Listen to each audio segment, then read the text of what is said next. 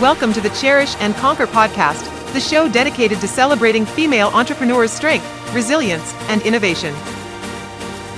Be inspired by stories of women and what they cherish to help them conquer against all odds. Every other week, you will learn from remarkable women on how they navigate challenges, uphold their values, and create sustainable success. And now, here's your host, Jim Rembach. Hello, and welcome to the Cherish and Conquer Podcast. I have a return guest from my Fast Leader Show podcast with me, Stacey Danheiser, and we're going to be talking about some of the things that she's been doing in regards to her business and some of the things that she's working on in regards to new business opportunities that especially the Cherish and Conquer podcast listeners and watchers will definitely be interested in. But before we get into all of that, Stacey, first of all, welcome. Thank you. Yes, I'm excited to be here. If you could, with where you are today, we'll talk about the future part in a moment. Tell us how you're making a difference in people's lives today with the work that you're doing. Yes. Well, one of my passions, I've been working with B2B marketing leaders, and I have found that a lot of the people that go through my programs and that I end up doing mentoring and coaching for are women. They're women that are in leadership positions within their companies. And the thing that they all seem to have in common is this lack of confidence with where they are. Maybe they grew up in one vein of marketing, and now they have responsibility for more of that function. And so they come to me with really trying to elevate their role, elevate their influence, their credibility internally. And so, it's one of my great joys to see people build their confidence and to be able to kind of step up as the leaders that they are, and to be able to thrive in an environment which is, not only difficult, like a lot of women that I work with are in technology, which is typically kind of a male-dominated industry, but also marketing, which is this function where everybody has an opinion, and a lot of marketers are working with engineering leaders or operational or finance leaders who don't really understand the function. And so it's like all of these things kind of stacked against that particular role and how to break out of that. So that's what I'm most excited about. Well, even as you say that, I start thinking about someone who, may be a solopreneur or someone who may have a small business who's, doing, marketing or PR or some of that type of activity and dealing with a client that doesn't quite get it. Because I think one of the aspects of marketing, a lot of different elements and aspects of marketing have changed quite a bit, but it's got some significantly more technical as well as deeper. So it used to be, hey, I need somebody to do marketing. But now, even when you start looking at it just from a, different elements associated with search engine optimization, if that's an area I wanted to focus. Well, I have technical SEO. I have this. It's like, oh my God, it's no longer a situation where, I need a marketing person. It's now a team of, very subject matter, deep, expertise, people, in key roles. Yes. And I think that, lack of understanding makes it even, more difficult for people to sell their services and then therefore fulfill a particular expectation. So tell us how that all fits into play.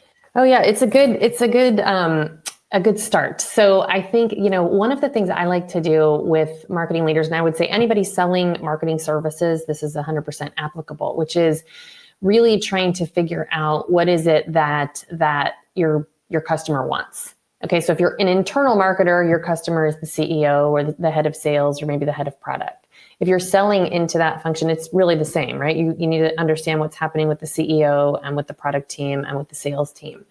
And often you'll hear language that has nothing, by the way, to do with SEO or some tactical thing that they want. They will say things like, I just want to create more awareness with our customers. I just want to create an engine that's funneling leads into the sales team so they can follow up with some momentum.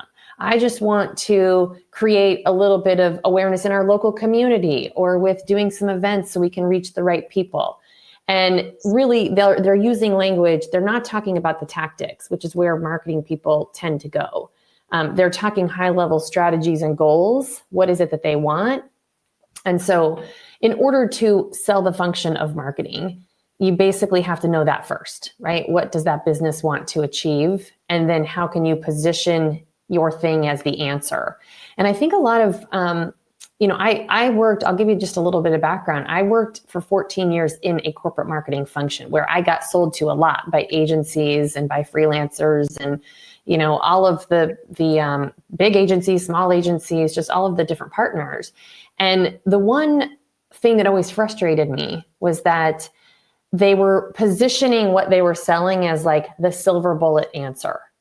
Now, as a smart marketing leader or as a CEO now, or as finance people or head of sales, if you've been around the block a couple of times, you know that there really is no silver bullet magical answer.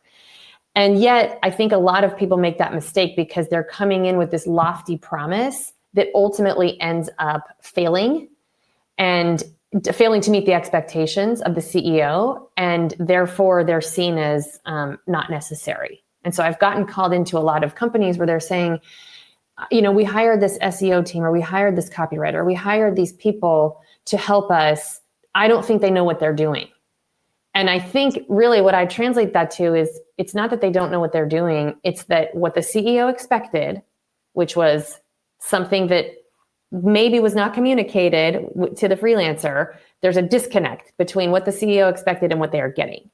And when that happens, it becomes difficult to position your services as absolutely necessary. So I guess one piece of advice would be really know and understand the impact that your services are making, and don't make lofty promises that you can't keep.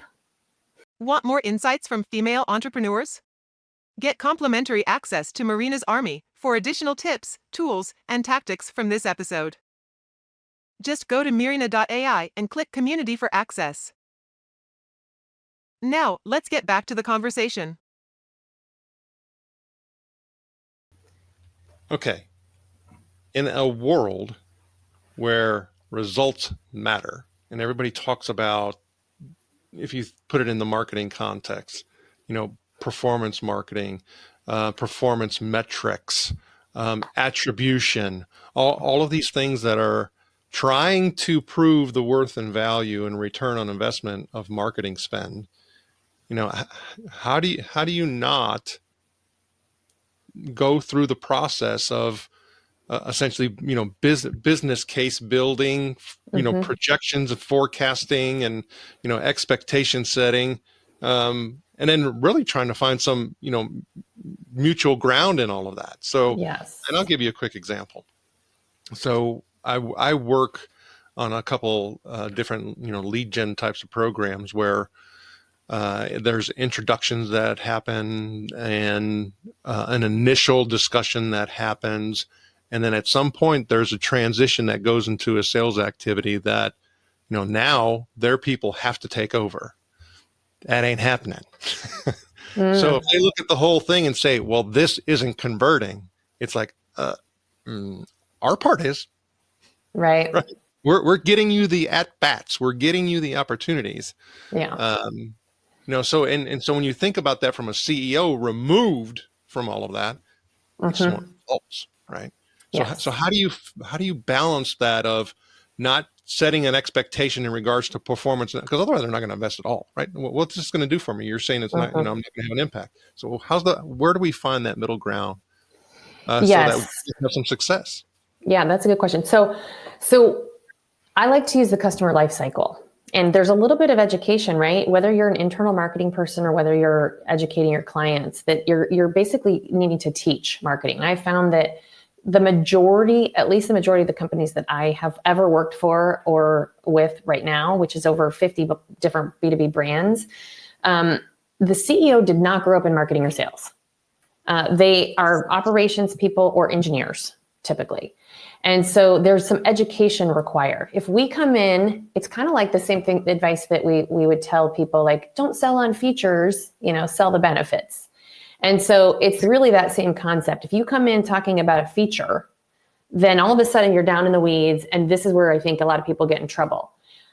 So it's elevating that whole conversation back up. And I like to use the customer lifecycle as a visual for the CEO or engineers to understand this, that a customer goes through this process to become from stranger to prospect, from prospect into a customer, from customer into a loyal customer. And maybe even the next stage after that is an ambassador for the brand. And so each stage of that journey requires different marketing levers and different marketing activities and different marketing metrics. So to basically position them and saying, we're going to do an ad campaign and we're doing all of these awareness activities, what we're basically saying is we want people to go from become a stranger, they don't know who we are, to now they have a little bit of awareness. And here's the things that we're going to look at to measure that. We're going to look at, do people start following our company on social media? Did we get more people subscribing to our email newsletters? Are they interested in what we have to say? Because B2C companies have figured this out long ago, that what you're fighting for is attention. And if you do not have the eyeballs then you do not have the attention. And if you don't have the attention, then you never earn the right to sell them anything. And so B2B, because the engineering brain, I think, just goes straight from we're going to take a stranger and then all of a sudden they're going to become a customer and we want revenue. It's like, wait a minute. No. There's a little process involved. And if anybody's married, you know this, right? It's like there was a dating period, and that's essentially what we are selling, right? Is there's a dating period, and sometimes the dating period's really fast and sometimes the dating period might be really slow. And these are the things that we're going to look at to measure, awareness and demand and sales. And then what happens after sales? The onboarding process, the upsell and cross-sell process, the retention and renewal process, and then potentially even asking for referrals. So you have this whole entire life cycle. And I have a visual that I like to use for this. So when I show this to CEOs, they're like, oh, I get it. I understand that there's a lot of activity that has to happen. It's not just one thing. It's not like somebody clicks on an ad and then all of a sudden they're buying a multi-million-dollar solution. That doesn't work. And so the visual, I think, is useful. And then also for marketers strategically to organize, where do you fit? If you're selling a service, knowing where you fit along the customer life cycle so that you can own that piece and to be honest about it. And I think this is what I was talking about, that I think a lot of companies get into trouble because they're coming in trying to say that they own that whole life cycle with their one magical solution and tactic. And they're really not. But that's what the CEO thinks, because they're not using this sort of framework to say, you know what, there's 6 steps. What we're going to do is going to help with step 2. And that's the only step we help with. You're going to need other pieces and parts to help with these other steps. That's not us. That's other partners. And so when you start to kind of be honest about where you're living and where you're playing, then you can really own that part of the journey. So first off thing I have to ask is, will you share that visual with our listeners and watchers and make it available on your show notes page? So good. Thank you for that. And then the other thing is, what are the risks associated with me being able to hopefully find a customer and a partner that I can work with and get some of those referrals myself, with having that clarity in regards to this is the place where we fit when I maybe don't have understanding to that particular organization in regards to those other components that are required either prior to us doing our work or post in supporting our work. And you're saying you don't have visibility. I mean, this could be part of the discovery process, right? When you're taking on clients, is to figure out, are you really going to be set up for success? I mean, as a consultant, I go through this myself, right? I go and there was a client, for example, CEO that I was meeting with who said, hey, we have a marketing team. So the things that my criteria is, do they have people that can help execute this? I'm going to come in and make recommendations for marketing strategy. But if they don't have any people there to execute, and if they're so junior that they're not going to understand it, then I'm like, it's not going to go well. There'll be a 5-year engagement for me to try to get the junior level people up to the level that they need. So I look at skill set and team structure. But I also look at like the philosophical understanding of the CEO and the expectations to see, is this something that I can deliver? And so there was one client that asked me, hey, we have a team of people. So I'm like, check, that's great. They're organized right now. I asked how they were structured. They're all organized by tactic. So we have these people that own events and these people that own digital media and these people that own these different tactics. So that's sort of a negative in my book because I'm like, nobody has holistic oversight. The person who was running the organization is a little, the marketing organization was not a marketer. And so they kind of inherited this organization and they might've had a little bit of tension about me coming in. So then I'm like, okay, I don't know. I can deal with that. That's fine. But then he said, are you going to go create our marketing strategy and then come back and present it to us? And I said, absolutely not. This is something we are co-creating. And, you know, if you're willing to let me talk to your customers and to talk to your sellers and to talk to your partners, then I can help build this holistic plan that ultimately one stage of my process is to get buy-in. If the expectation is that I'm going to come and get a little bit of data and then go put it in my Wizard of Oz machine and come back and tell you exactly what to do, like this is not going to work. And so, you know, I would say it's the same process. That's kind of what I go through and what I know to look at now that I've done this enough times. So I would say for anybody selling services, it's like you got to have your own criteria to know what a successful engagement is going to be like. And it can't just be surface level things like, do they have a budget and do I have the right person making the authoritative decisions? No, it needs to be how much involvement do you need to have from the CEO? How much involvement do you need to have from the marketing team? How much involvement and buy-in are you going to need from the IT team or the sales team? And so those are like underlying things that will derail the entire success of the project and how you're perceived that you kind of have to be proactive about. You know, as you were talking, I even started thinking about applying many of the concepts to things that are not related to, you know, for example, you know, B2B consulting like you were referring to. So even if I'm talking about, you know, I'm going to create, you know, a particular, you know, knowledge product, digital product, I have to think about what many of the things that you were just talking about for people to be able to recommend it. Mm-hmm. Right. And for them to trust, you know, an additional product or future products that I actually put out there. So it's like, okay, so, you know, prior to, you know, so this is all that expectation setting. Prior to, these are some of the things that you have to do. Okay. So now that you have it, these are some of the things that you're going to need to do to be able to, and it's looking at it from that, you know, that, you know, holistic type of yes. perspective. And even say, and you even see it, we even see it in some, you know, marketing messages where it's like, well, who is this not for? Yes. Right? Oh, great. The kitchen sink approach. Yeah. Well, and it's, you know, it's, I mean, to get to that clarity so that the proper expectations are set, I think, you know, that applies universally. Yeah. Well, and I'll say too, I think one of the biggest opportunities, because I talk to a lot of companies and a lot of marketers, is around niching down and claiming an expertise in a certain area. It's actually a real struggle that companies are having. And one of the number one sort of disappointments from the C-suite of the marketing team is that the marketing team is not perceived as experts in either the customer or the product. And because of that, they're looking for somebody else. Can anybody come in that's an expert in either my customer or my product / industry? And so the more that you can niche down, especially if you're like a content creator or doing marketing campaigns or sales outreach or trying to package up anything like that, the more that you can say, we help companies in this particular industry. We've been working with manufacturing companies. We understand all the manufacturing challenges and the nuances and the lingo, you know, all of that. That's a huge benefit to companies, as well as alternatively, if you could come in and you understand the customer set. And so if you could say, like, if they're selling to financial services companies, for example, if you're like, I am a financial services expert, I understand financial services, how they make decisions, how they're structured, how, you know, what you're going to need to actually break into one of those accounts.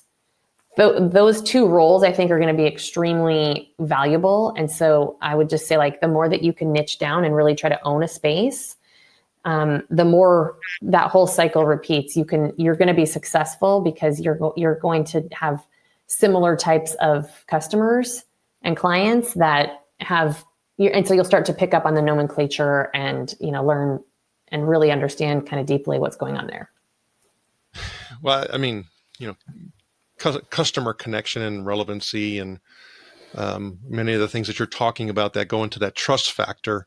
Because in the book that you have, Look Inside, the real reason why your organization isn't winning the marketing game, you talk about this low trust trap, and I'd like you to expand upon that a little bit. But you start with the real problem with marketing. What is the real problem with marketing? I think, yes. Okay. So the real problem, is that there's that gap, right? That lack of understanding of what the marketing function is really designed to do. And the marketing function really is originally, and I think we've gotten away from it because of technology, as we were talking about a little bit before the show, is to be really dialed in and connected to the customer. And especially in B2B, the team is so far removed that they become like a support function. And so when the marketing team is taking a back seat and is becoming a support function, they're already seen as like tactical executors, right? They lost their strategic seat at the table. They're not there to help influence decisions. They're not providing customer insights.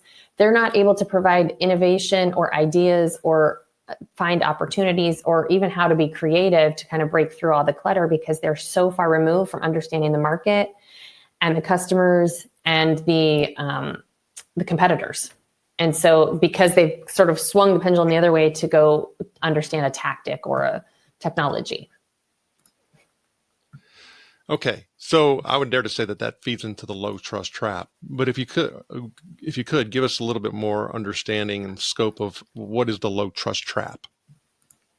Yes, the low trust trap. So I talk about the low trust trap as it relates to the agencies, right? The reliance on that. I think everybody has kind of tried to find these solutions, and they've been promised something that they think is going to work, and so they end up like just sort of chasing everything. And it goes back to what we were just talking about, that there's such a disconnect on what CEOs want and what they're being promised, and that those expectations are never being met. And so it ends up like they end up having this low trust with the whole marketing function, not really understanding that marketing is, several different, can be highly strategic part of the organization, but they've kind of pigeonholed it into this one thing. And so now they just distrust all marketers. They distrust all agencies. They distrust everybody that they're ever going to hire into that function. And so it's really difficult when somebody has that perception, especially as a CEO or a founder that's gone through this multiple times. It's really hard to kind of pull them out of that mindset because they're coming into it just skeptical. You're right. I mean, the past experiences have continued to reinforce it. So, yes. I mean, that makes sense. Okay. So what inspired you to start your own business, and how does it align with the concept of Cherish and Conquer? Yes. So I always knew that I wanted to do my own thing. And I started when I was 12. I had a babysitting club, and that turned into me writing a kid's cookbook with a friend. And this was like at a time when they published neighborhood directories. And so we could see all of the families that had kids under the age of 10. And so we were sitting in her closet one day, cold calling all these families, pitching our kids' cookbook. And we ended up getting a ton of sales. We made, several $100s each that we split between us. And so that like sparked my joy of being able to create something and being able to sell something was really exciting. So I took that into high school. I would, create things and kind of sell it out of my locker. And then when I went into college, I actually pursued the marketing path. There was no degree that you could get in sales. And I think maybe some colleges have this now, but many do not still. But But I got offered 2 jobs out right when I was graduating. One was in marketing and one was in sales. And I chose the marketing path. And it took me 14 years to basically get out of that corporate environment. But I had a great time. I mean, I was really fortunate. My first job out of school, besides some internships that I had done, was to work at AT&T. And at the time, they had a cable company that later got acquired by Comcast. And so I was in charge of like multi-million-dollar budget. I was working in an organization that valued marketing because it was B2C and there was no other sales team. So it was like marketing is the sales department. And I got to work on some really fun TV commercials and big campaigns and sponsorships and that kind of thing. But at the time, my job was acquisition marketing. It was do whatever you need to do to acquire new customers. It was not tactical because I knew what my job was. I knew what the goal was. It was use every tactic available with the sole goal of acquiring new customers. So I did that job for a while. And then I went over to retention marketing. So I got that side of the house. Do whatever you need to do to retain customers and get them to use our product more. And so I got both of those perspectives. And then I switched over to B2B. I got the opportunity to go to B2B, and I immediately picked up on the undertone that if I was going to be successful in this job, I needed to build a relationship with the sales team. And so that was day one, was to figure out what does it take to be a good seller. And it was a highly technical product. So I had to kind of learn this complex way of doing things, and you have to build relationships, and then it's super technical, and then you have this other technical sales team. And so I was piecing all this together and being the marketing, leader for that organization for a while. And eventually I was like, okay, I'm ready to go do my own thing. I can continue on the corporate path, but I was just not passionate about that. It was very political. I worked in an organization that I went through 9 company acquisitions. So every time we went through one of these acquisitions, I was like starting over. I had another new boss, another new set of deliverables and goals. And, I was looking back, like the projects that I worked on were really setting me up to what I do today. So I spent equal time in strategy and execution. So I spent half my career in B2C and half of it in B2B, and then half in strategy and half in execution.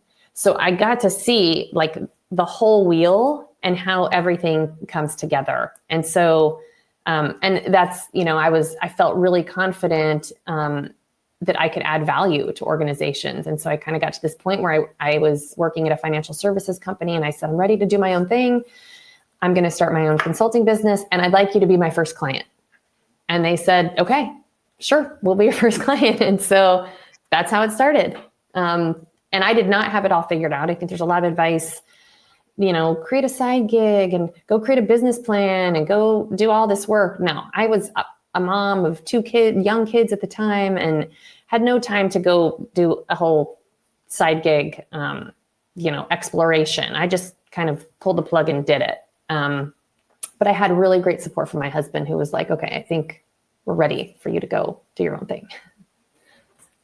That's an awesome story. And you're right. I mean, a lot of times people are, given the advice of, excuse me, do your side gig as long as you can do your side gig. And then, so, it's nice and refreshing to hear a different perspective. But like you were saying, having it all figured out wasn't something that was there, and it isn't for most of us. So can you share a moment when your passion for your business fueled your perseverance through a tough time? Yes, I would say, let's go back to COVID. So there was, we had just moved. So my husband and I decided we're going to move the family from Colorado to South Florida. And so we had just made this long trek and journey. And then 6 weeks later, COVID happened. And we were like, oh my gosh, did we just make the worst decision ever? We're stuck. We're like renting this house. We decided we're going to build a house. He's taking a new job. And then some of the client projects that I was working on, so in consulting, it kind of like ebbs and flows a lot. And so some of the projects I was working on were put on hold or put on the back burner. We're not ready to make a decision. And we kind of panicked, and we were like, oh my gosh, am I going to have to go back to work full time? And I literally was starting to get like post-traumatic stress, remembering my corporate days and how stressful that was. And I was like, I can't do it. But so I was so determined not to go back to a full-time role.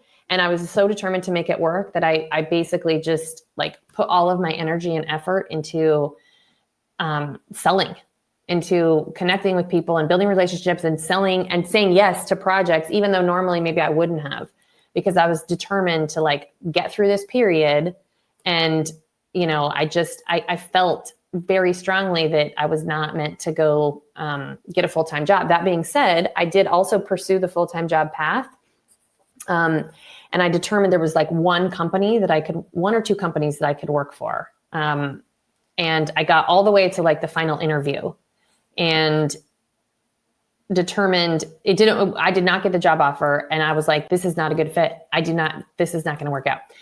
And so all of the stars aligned. And then I got a bunch of projects kind of happening after that. And then, you know, here I am, fast forward 4 years later, and did not need to go down that path. So I would say that was sheer determination to make it work. Well, as you were talking about that, and here's again one of those places where you'll get a different perspective and looking at, you know, a downtime and what I'm willing to accept from a job or a gig or a contract perspective is, you know, some people look at it as I'm going to stick to my values and principles, and I'm going to make sure that I'm connecting with the right company, and then therefore will not take that opportunity. And then some people say, hey, I need to stick to my values and principles in regards to not going back, you know, to a job, not doing this, and therefore I'm going to accept this less than ideal opportunity. So it's real, and that's where I think it's so hard for a lot of people, because, you know, females will get a mixed message in regards to what I'm supposed to do and what I shouldn't do and how to do it. And so you gave a different perspective of accepting, you know, maybe a less than ideal gig. How did that work out for you? I mean, it was great because it kind of got me through that period. And more importantly, I think it showed me that this is the thing I love about entrepreneurship, is that you actually have the power and control to make the impact you want to make. And really the only thing holding you back is yourself. And I think that's what it taught me, is that if I really want this to happen, like nobody's going to come knocking on my door and just handing me work. Like I have to go out there. I have to put myself out there. I have to be willing to, because up to this point, you know, I got a lot of my consulting projects through referrals or through word of mouth or through people that knew me.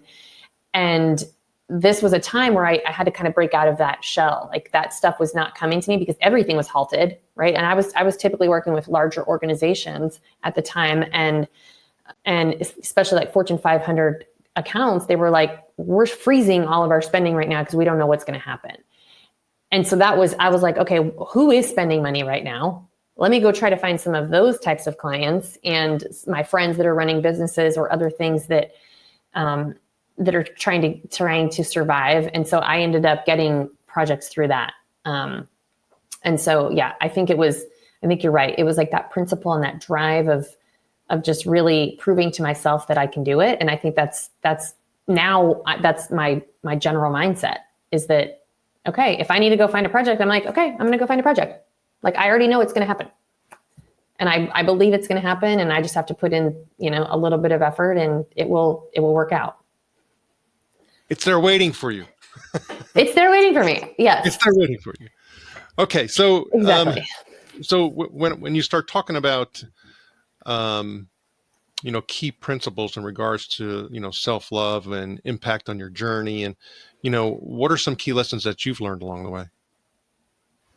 Sorry, the lessons about what? Just about self-love and and how it actually, I mean, you know, you talked about the whole transition and moving and this, that, and the other. I mean, how did, you know, and there's one thing when you say, you know, hey, I'm going to go after and I'm going to put all my efforts into it, but then do you know, about sacrificing yourself, how did you preserve that? Yeah. I think it's interesting. I was just listening to a podcast earlier today, and it was talking about self-love and forgiveness and regrets. It was all centered around this, like, do you have regrets? And my I was like, what is my philosophy on that? And generally, I would say that I love life and the lessons. And I really approach every challenge like, what lesson am I supposed to be learning right now? And how can I take this lesson and then either apply it or teach it to other people or apply it to my own life and overcome it? And so I think throughout my entrepreneurial journey, I've been doing this for now 10 years. And I think there's a vibe, there's an acceptance and like a confidence, I think, that people, especially women, have to have when you're in an entrepreneurial role, right? Because if you're ultimately selling something, especially if you're in consulting where you're selling yourself. I mean, I'm basically like the executor. I sell the project and then I have to go execute the project. And showing up with that confidence and that belief that you can really help somebody and really make a difference and really make an impact to them, I think it's a feeling. And the other people feel that as well. And so, and I just see a lot of women, I think, that kind of struggle with this because they're not comfortable, or maybe they've come from a corporate environment, or they're making the transition from a corporate into trying to do their own thing. And they're questioning, like, do I actually know what I'm doing? And it's like, you have to constantly give yourself a pep talk. I even, they call it imposter syndrome or, other labels, but even now I'm like, I have to remind myself, I'm like, wait, have I done that before? Yes, you've done this before. You've worked with 50 different brands. You have a training course on this. You've written 3 books on this topic. You've written 45 different LinkedIn posts on this. You've helped this company and this company and this company. I'm like, okay, yes, I know what I'm doing. I've got this. And so, I call it like the brag book or something that, like your brag list of accomplishments. It really is helpful to like keep a running tally of this, whether it's in your mind or it's written down on a piece of paper, like on the notes app on the phone. I even have a desktop folder that I just like save screenshots of compliments and things that I've gotten so that I can go back and like remind myself, yes, I can do this. I've done this before. Like I've got this. So I don't know if that answered your question, but some of my practices. I think, and some great nuggets and examples and, ways that we can go about, like you said, reinforcing, our decision-making process and confidence and, having a brag. Everybody should have their own brag book. The issue is, especially if you're an achievement-focused type of person, you don't do that very well for yourself. Mm-hmm. And it's required. It really is. Well, yeah, and exactly. And I think I recognize patterns of that because I'm like, am I falling into that, need to achieve bucket? And sometimes I don't get the results that I want. And then I have to go back and say, yeah, but what did you learn? What did you achieve in the form of learning or in the form of knowledge or in the form of like a nugget of something? And that's just like a different way, to look at it, that we're always evolving and growing and there's little nuggets to learn along the way. They are. And I think that's a thing that I learned a few years back in regards to, being competitive versus being achievement driven. Mm-hmm. And that, and we have instances and moments of both, but we lean typically towards one type of, traits than we do the others. And so if you're an achievement focused type of person, even if essentially you won, you still reflect and go back on, but I could have done better. Mm-hmm. Right. So it's not the win that actually fuels you and gives you the encouragement for the next challenge. It's, it's something different. It's that, I have to achieve more. And you have to flip that into the positive that you're talking about. I can't look at it as, well, what did I do bad? I have to look at it as, well, what did I do well? What did I not do so well? And what am I going to do about what I did not do so well? And use it just as a learning opportunity.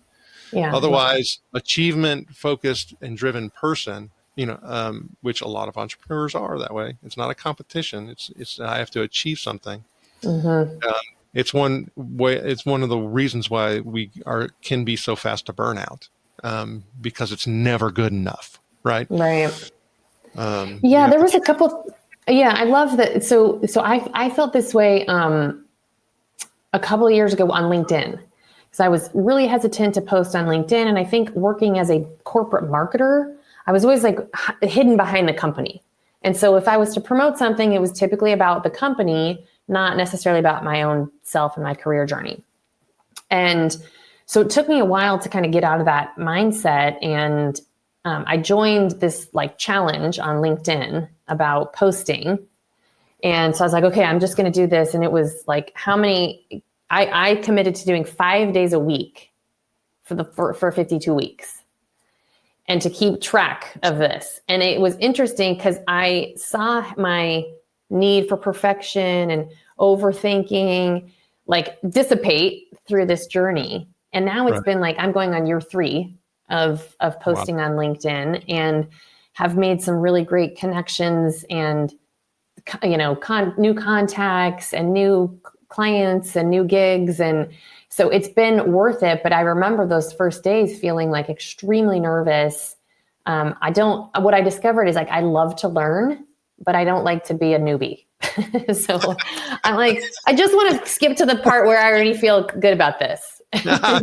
That totally makes sense. Thanks so much for sharing.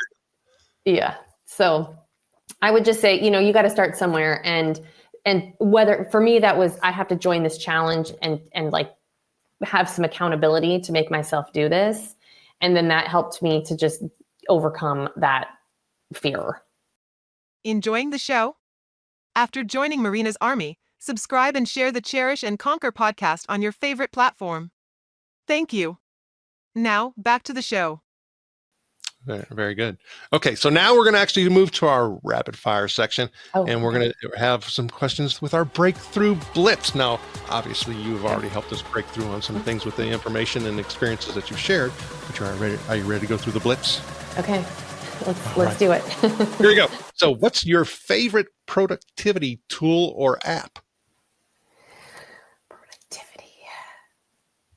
Oh my gosh, I'm going to draw a blank. Okay, lately I've been using Monday.com to organize everything. And it's actually working very well because I have multiple client projects that I'm juggling, including my own business. Finally, I've found something that can keep track of everything and get it out of my head. Very good. So what's your favorite way to unwind after a busy day? Ooh, well, I either love yoga. That's my one thing that's been constant in my life. Or I have a mini golden doodle. So I like to take him on walks, or cooking. I've enjoyed cooking lately. So very good. If you could have dinner with any female business leader, living or deceased, who would it be? Ooh, I would say Sarah Blakely, the CEO of Spanx. I love her journey and the fact that she's self-made and just did her own thing. I would love to talk to her about that. So what is your favorite quote or mantra that keeps you motivated? Oh, my favorite quote or mantra. It's something around learning, always be learning. I mean, really, that is like my motto in life is I've got this, I can learn it. So what is one piece of advice you'd give to an aspiring female entrepreneur? Let's see. I would say you can do it. To basically like look back at your past successes and to let that fuel your future successes. This is my last Breakthrough Blitz question. What's the biggest misconception that people have about being a female entrepreneur, and how do you address it in your own experience? Oh, yeah. I think the hardest thing about being a female entrepreneur, especially as a mother, is the need to juggle it all. I don't know that feeling goes away, that we feel like we have to be really great at everything. And it's even if you have a very supportive family and spouse, it's just the society sort of perceptions that it's a juggling act and that we have to be really great at everything. So what I have discovered for myself is that I need to take time to do what fuels me, to be able to show up. And for me, that's simply, I love hot yoga, as I already said. So if I can do my 1 hour of hot yoga per day, then that's going to make me like, at least I feel like I've taken care of myself a little bit, to be able to give back to all of the people that have the demands in my life. Thanks for sharing. Stacey Danheiser, how do our watchers and listeners get in touch with you? Okay, yes. Well, I'm active on LinkedIn, so please connect with me on LinkedIn. And then I think we're going to share a couple of tools that are on my website, and a link to my my ebook, which, by the way, is a 20-minute read to just get grounded on how marketing can make a bigger impact. We will definitely do that. And we thank you for sharing your knowledge and wisdom, and wish you the very best. Thank you. Thanks for tuning into the Cherish and Conquer podcast from Marina. Join our community of trailblazing women at community.marina.ai and get access to exclusive resources, checklists, and guides. If you found value in today's episode, please rate, review, subscribe, and share it across your social platforms. See you soon, and remember, barriers are for breaking.